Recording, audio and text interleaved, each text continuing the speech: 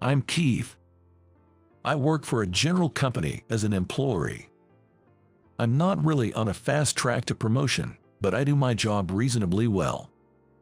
I'm about to turn 40. However, my love life is completely non-existent. I've become accustomed to living alone. I did have normal relationships when I was 20, but nothing really worked out, and after I turned 30, I sort of gave up. My focus shifted more toward my work, and before I knew it, I was almost 40. I don't particularly mind being single, but I do hope to have a family someday. I'm living quite casually, but my parents, especially my mom, worry about me being single. My mom keeps telling me, it's high time you think about getting married.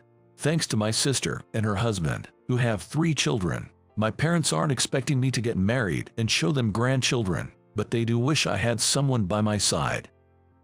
Concerned that I show no signs of such companionship, my mom offered, if you're not going to find someone, there's this matchmaking proposition. How about it?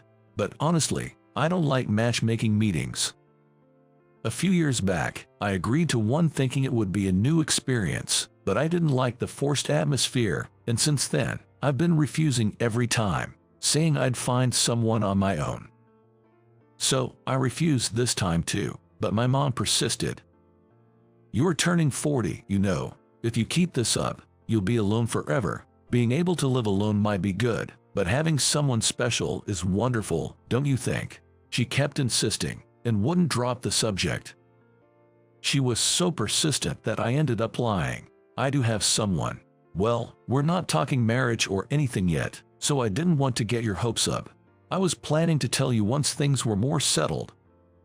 Hearing this, my mom was overjoyed, insisting that she wouldn't believe it until she sees her. She seemed elated with the prospect of me having a girlfriend and expecting me to bring her over sometime. I found myself saying, we haven't discussed marriage, so as long as you don't mention unnecessary things. It was a spur-of-the-moment lie, but my mom is really looking forward to it, constantly asking when is she coming, through emails and calls. I shouldn't have lied.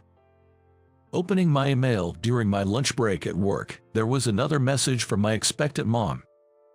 I'm in a bind. I unintentionally muttered. With a heavy sigh and my eyes closed, Michelle spoke to me. What happened? You look distressed. Did you make a mistake? Michelle is a junior colleague I often team up with. She's beautiful and has a bright and refreshing personality, and she's very competent, a reliable person. We don't usually share personal stories, but hoping for a laugh, I shared my situation with her. I accidentally said I have someone, and my mom got really happy. This is troublesome. Scratching my head and giving a powerless ha-ha, I tried to laugh it off. Michelle laughed too. What are you doing? But looking at her, I had a naughty thought. Well, that would be too much, wouldn't it? What I was thinking inadvertently slipped out. What is it? She laughed. For a moment, I thought maybe you could pretend to be my girlfriend, but no, it's just a joke. I do have some crazy thoughts, don't I? I apologized and laughed, expecting her to laugh it off and scold me for the joke. But instead of laughing, she began to think aloud. Thinking that perhaps my joke had gone too far, I decided to apologize sincerely and was about to speak when, "It's fine. Shall I go as your girlfriend?" she said with a smile.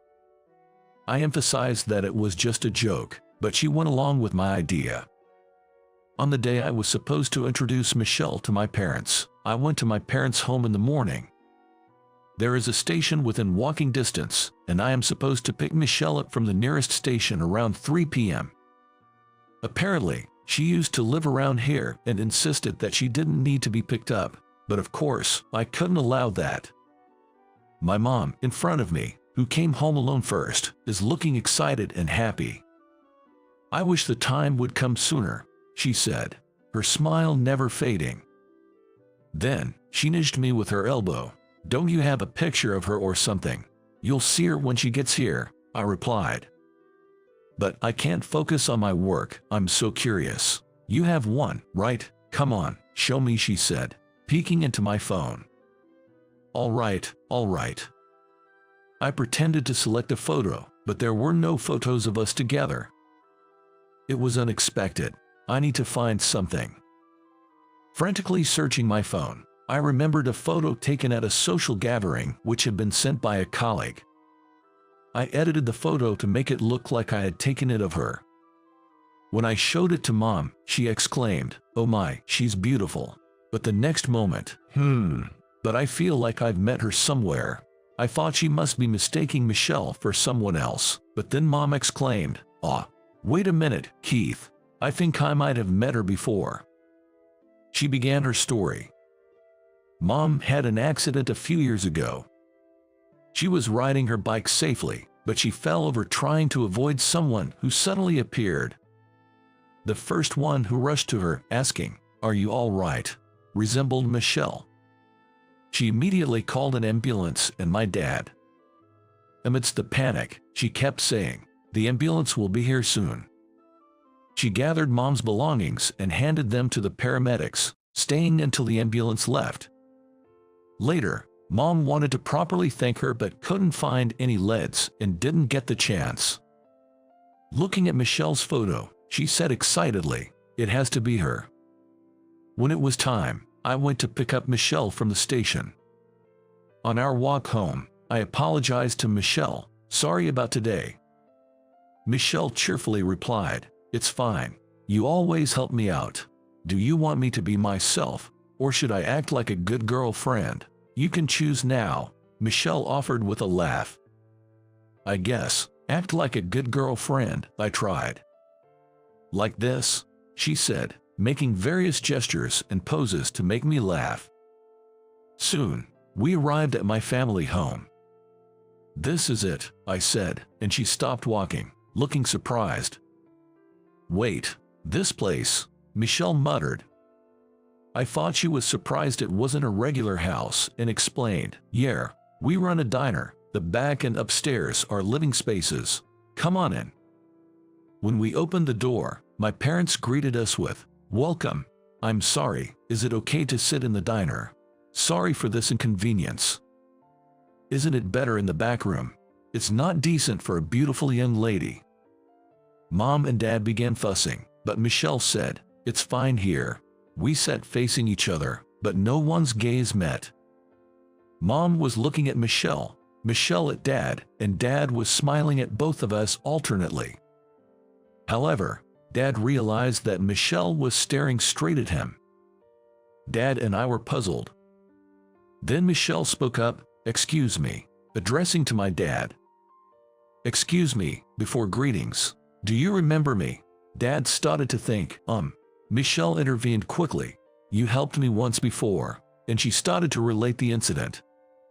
Michelle, when she was a new employee, used to live in an apartment a bit ahead of this diner. On her way back from work, she was sure a man she didn't know was following her from the station.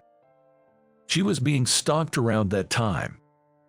She noticed that he was unusually close and scared. She started to walk faster but felt the sound of his footsteps coming closer. While she was wondering how far she should run, almost in tears, she saw my dad, just as he was closing up the diner. So, Michelle asked my dad for help. Dad hurriedly let Michelle inside the diner and went outside to confront the man who was probably approaching. The moment they made eye contact, that man ran away. Dad promptly called the police and protected Michelle until they arrived. My mom was out, working another job at that time, and couldn't be reached. On relatively quiet nights, she was working as a cashier at a local supermarket. Later, the stalker was caught, and Michelle quickly moved to a new apartment. Once, Michelle and her parents visited the diner to thank my parents, but my mom was out again, so she hasn't met Michelle. After expressing their gratitude, they all enjoyed my dad's signature meals and left. Hearing this story, Dad remembered. "I told you right. It's the girl from that time," Dad, a bit excitedly, said to Mom, but hearing this, Mom got even more excited. "Really? Oh wait, I think I've met you too. Wasn't it 5 years ago?" When I fell off my bike and couldn't get up, Mom started telling Michelle about the incident. That time, I remember, it was me. I was walking down that street for work. Michelle also shared her side, confirming the consistency in their stories. I was also surprised. I was so stunned by the unexpected turn of events and I couldn't say a word. The four of us looked at each other and almost laughed by this coincidence. Eventually, the conversation grew but had to end after about an hour due to the preparation for the diner's night shift. We had a great time. My parents walked Michelle to the entrance with a smile, saying, "Come again." And I decided to take Michelle to the station. "Thank you so much for today. Sorry to ask you being a replacement, it was helpful." As I expressed my thanks, Michelle also thanked me again and said she had a good time. And I was quite helped by her conversation skills.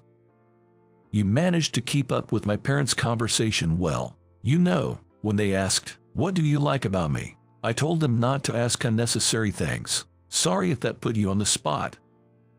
Then she said, "I wasn't bothered at all. Besides, what I like about you is my true feeling," with a shy smile. Really, a bit taken aback, I hear. You are kind, reliable, and you never raise your voice or get mad. I respect you, Keith. I even think you're pretty cool. As Michelle continues. Suddenly hearing such things, I didn't know how to respond and mumbled, Is that so? Thank you, awkwardly. Watching me fumble my words, Michelle chuckled. Michelle laughed and said, "When we meet in casual clothes, it feels different." I felt Michelle's cheeks were a bit red. While I was thinking about it, Michelle looked back at me. I might not be able to say this when I see you at work, so I'll say it now. I'm interested in you, Keith. We were just at the ticket gate. I stopped and said, but Michelle said, "See you," and with a smile, quickly passed through the ticket gate. Before she disappeared from view, she turned around and waved at me with a smile. I was left in confusion. No way, I mean, such a thing. She is about 10 years younger than me. And there's no way such a beautiful girl would like someone like me. But was she implying that she likes me? It wasn't clear that I was muttering to myself or just thinking inside while I was heading to my parents' home. Arriving at my parents' home, when Mom saw me, she said, "What a good girl, take good care of her." However, still in turmoil, I could only reply, "Yeah," in a disheartened tone.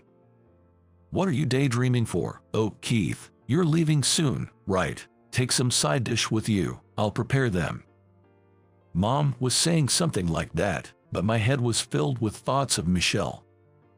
The next day, when I saw Michelle at the office, I couldn't look straight at her because the previous day has been on my mind. She, as always, greeted me cheerfully saying, "Good morning." Me, on the other hand, with my mind awhirl with fresh feelings of romance, kept looking up at the sky or at my computer screen, obviously scattered in my concentration. Before I knew it, it was time for field work, and I came to my senses at her energetic voice saying, "Keith, let's hit the road." I wondered if it had been a dream, seeing her interact normally, while I drove to the clients. Similarly, to my mental state, the sky gradually filled with looming rain clouds. And just as we arrived at the client's doorstep, a sudden, torrential downpour began.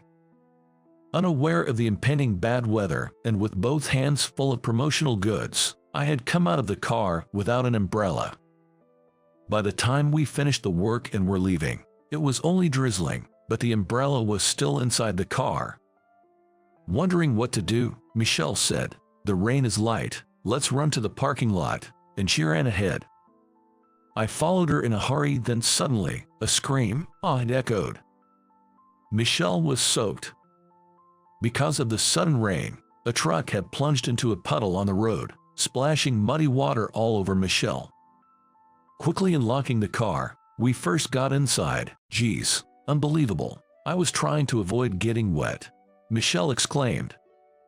Having watched the whole incident, I couldn't help but laugh out loud. I'm so sorry." Trying hard to suppress my laughter to apologize, laughter still slipped through. This is not the time to laugh. Oh no. I looked for something to wipe with in a hurry and handed a towel to Michelle. I opened another bag of towels, and seeing how soaked Michelle was, I said, "You're really soaked," and began patting and drying around her shoulders. I quickly pulled my hand away, though.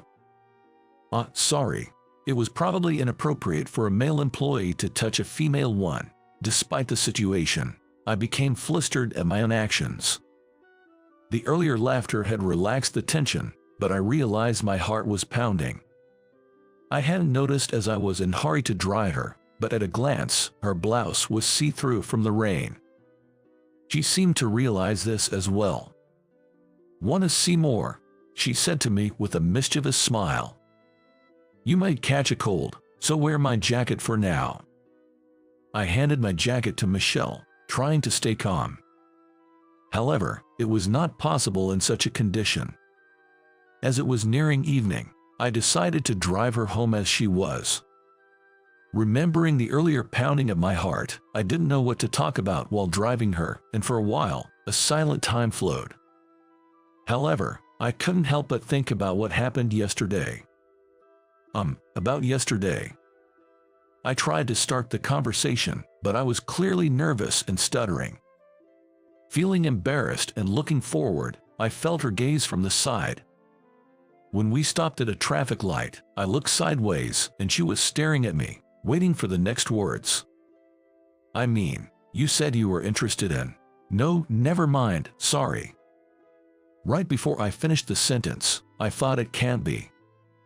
Then, Michelle asked, "Can't you see me as a love interest?" I felt my heartbeat speeding up. "You mean, like, you like me?" When I asked, Michelle nodded slightly.